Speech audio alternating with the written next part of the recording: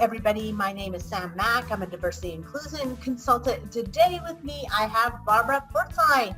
She is the owner of Organizational Rebel and an intuitive. So Barbara, welcome. And it's such an honor to interview someone of your caliber. I know you help people escape their corporate job, the journey of the broke. So tell me, how did you get started in that?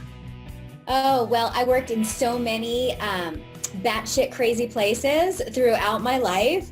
And I just felt like I was trapped. I felt like I was trapped for so long, and I never wanted other people to feel that way. The best things I ever did was start my own business and be able to really plan my day, have freedom, all of those things that I was missing for so many years. So that's what I love helping other people do. For someone that's kind of like sitting there at the day job, don't exactly love their job, are thinking, hey, maybe I should start a side hustle and make the side hustle more, will the side hustle support me?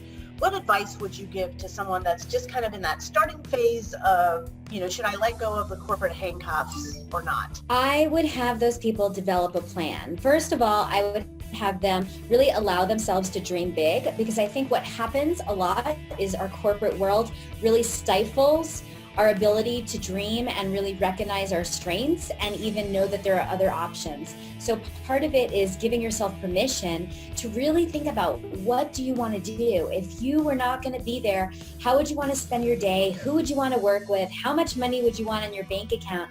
And really allowing people to have that dream, because that's the first piece. If you don't know where you want to go, it's really hard to get anywhere. Okay, so they need to start with the end in mind. All right, so what are some of your favorite stories of people that you have helped leave a corporate job and get to where they want to be? Well, I have someone right now who's actually giving notice today, which gets me so excited. I know, it's like we've been working together for a couple of months, and it's one of those where there's so much fear, right, with making a change. And even though you hate where you are, there's this thought like, oh my God, am I really going to be able to do it? Oh my God, do I really, am I really good at what I do? Can I promise everything and deliver on it? And so working with someone, I've been working with this woman for several months now, and she emailed me yesterday, and it was like the happiest thing. She's been carrying around her letter of resignation for the past 2 months, and today she's ready to do it because she sees the possibility, right? Before, it was so hard to see, because when you're working 40, 50, 60 hours a week, it's really hard to see how you can start getting to a different place and making that side hustle your full-time gig. And so she's been doing it slowly. She's not one, I'm a risk taker. So I'm one of those people that's like, I don't like my job. I'm out of there tomorrow and I'll figure shit out. But not everyone's like that. So it's taken a couple of months, but she's ready and she's about to leave, and her business is taking off. She has a coaching business for people that are in their late 40s and 50s, people that want to start a second career. And it's starting to take off big time. That's awesome. And I always tell people, in my business, that when you want to leave your job, make sure that your calendar matches your intentions. Because it's so easy to say that once I quit my job, I'll have time to do this. But I've seen that most people, you can run a successful business with a job and take a side step, or you can be a Barbara, right? You can jump off the edge, but if not, it's very easy to double time for a short period of time and get that dream life that you've always wanted. Now, you also talked about being an intuitive. So tell me a little bit about some of your skills and how you use that. So it's very strange, because for many years, I didn't realize what a gift I had. I thought I was just good at reading people. And in the past, I guess, where am I in age? I'm getting up there, 40 something. I'm in my late 40s. So my early 40s, I realized that this was really a gift.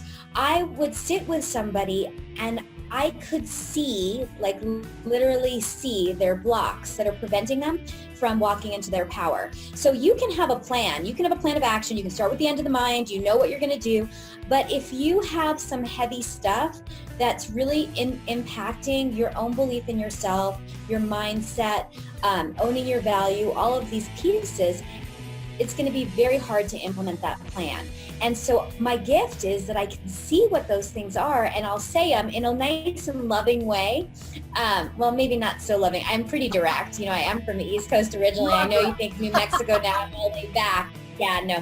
I'll say it in a direct way, but when I say things, they resonate with people, and they're able to move through them once they're actually named. Like if someone really has a lot of trauma, and if I'm able to name that, they can move through it in a very safe way to build their business. Because I feel like a lot of times our net worth is impacted by our self-worth.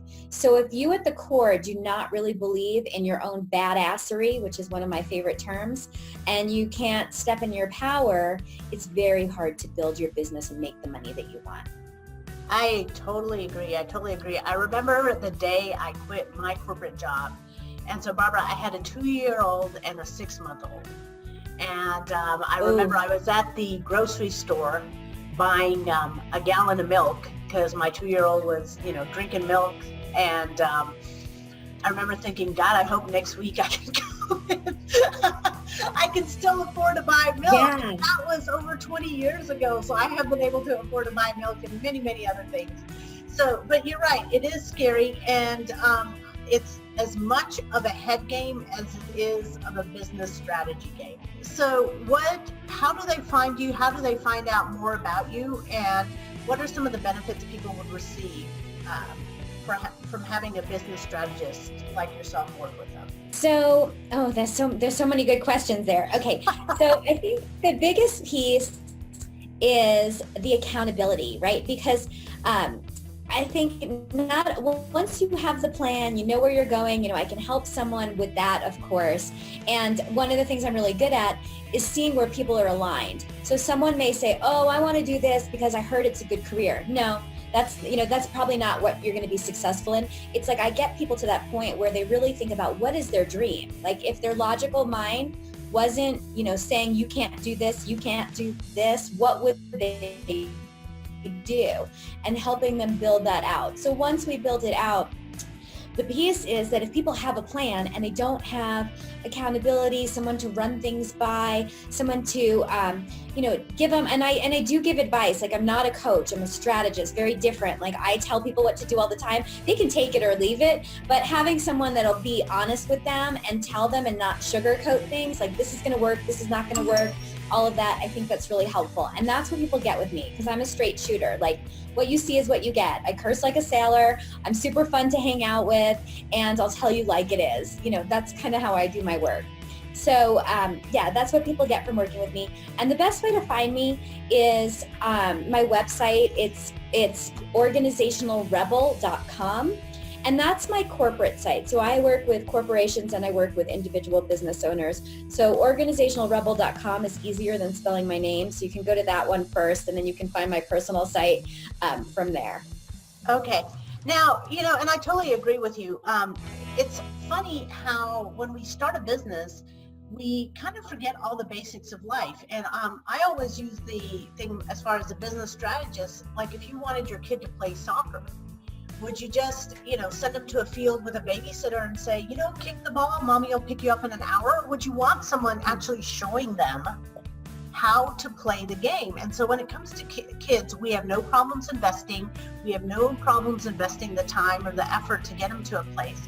And yet in a business, someone will try something out for 3 months or 6 months and say, I'm not good at it. And my thing is, if your kid was playing a musical instrument or even any kind of sport or drama, how long would it take them until they were good at it?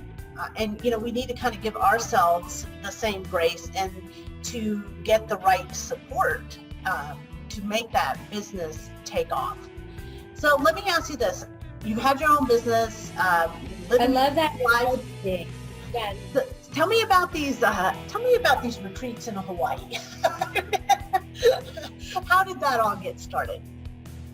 Oh, my retreat's in Hawaii. We have one spot left. Your name is on it. I see you right there. So Hawaii's always been my happy place. Hawaii has always been my happy place. And for many years, I know, but it's really mine. I don't know about their stuff. It's mine. I feel it. But it's very interesting because for many years I was very disconnected from myself. Like my self-worth was based on how busy I was. And I spent a lot of years going through trauma, drama, and all sorts of stuff because I wasn't connected. And people would say to me, you need to meditate, you need to chill out, you need to slow down.